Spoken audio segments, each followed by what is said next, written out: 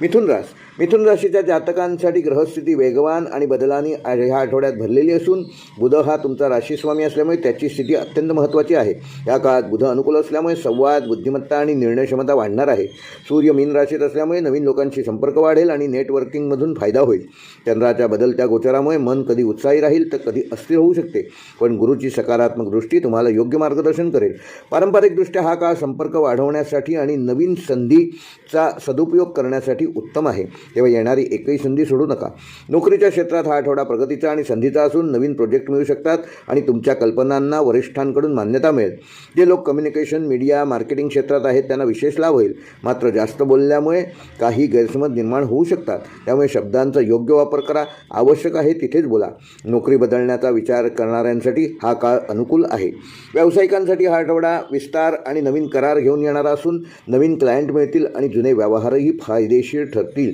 Online व्यवसाय किंवा digital प्लॅटफॉर्मवर काम करणाऱ्या विशेष यश ह्या आठवड्यात मिळेल.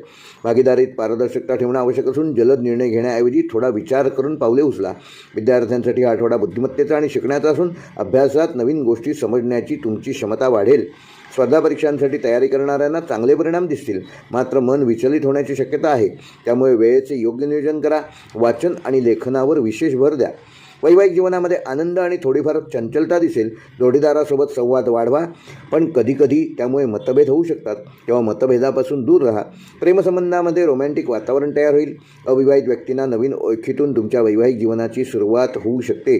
भावना व्यक्त करताना प्रामाणिक आणि पारदर्शक राहा. आर्थिक बाबतीत हा आठवडा चांगला असून उत्पन्न वाढण्याची शक्यता आहे आणि नवीन स्रोत उत्पन्नाचे तुम्हाला या आठवड्यात मिळू शकतात. मात्र खर्चही वाढू शकतो, त्यामुळे बजेट सांभाळा.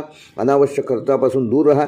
छोट्या गुंतवणुकीतून फायदा होईल, तेव्हा कुठलीही छोटी गुंतवणूक करा, मोठी गुंतवणूक करू नका. आर्थिक व्यवहार करताना कुठल्याही प्रकारची घाई करू नका. आरोग्याच्या बाबतीत मिथुन राशीच्या जातकांना ह्या आठवड्यामध्ये थोडासा ताण व थकवा जाणवू शकतो.